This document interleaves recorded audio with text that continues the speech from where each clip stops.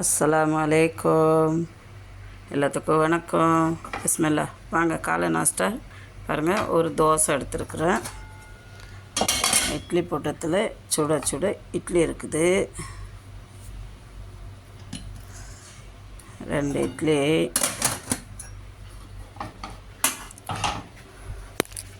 அப்புறம் பாருங்கள், சுக்கு மல்லி காப்பி வச்சுருக்குறேன்.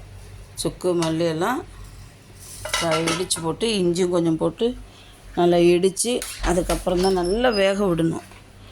ஒரு 10 நிமிஷமாவது வெந்தால் தான் அந்த நமக்கு கொத்தமல்லியில் இருக்கிற எசன்ஸ் நமக்கு கிடைக்கும். அதில் நார் சத்து இருக்குது, சுண்ணாம்பு சத்து இருக்குது, அவ்வளோ நல்லது. அந்த காலத்திலலாம் காப்பின்னா சுக்குமல்லி காப்பின்னு தான் சொல்லுவாங்க. பாருங்கள், நான் கொண்டு வந்து வச்சுருக்கிறேன். இது பாருங்கள், நல்லெண்ணெய். இது தக்காளி சட்னி.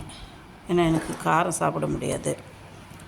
தம்பி பசங்களாம் காரம் எல்லாருமே சாப்பிடுவாங்க, நான் சாப்பிட மாட்டேன்.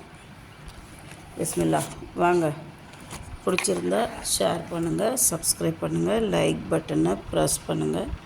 வாங்க, நல்லெண்ணெய் ஊற்றுவோம். நல்லெண்ணெய் ஊற்றியாச்சு.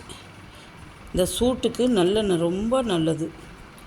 ஏன்னா வெளியில் வேலை செய்கிறவங்களுக்குலாம் வெளிநாட்டில் பொதுவாக பஹ்ரைன்னு இல்லை, வெளிநாட்டில் வேலை செய்கிறவங்களுக்கு எல்லாத்துக்குமே நல்லெண்ணெய் சேர்த்திக்கோங்க.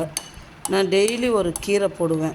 அப்டேட்டு டெய்லி ஏதாவது ஒரு கீரை, அப்புறம் ஏதாவது ஒரு நம்ம உடம்புக்கு என்ன தேவையோ அதை நான் டெய்லி போட்டுக்கிட்டு தான் இருக்கிறேன். இன்றைக்கி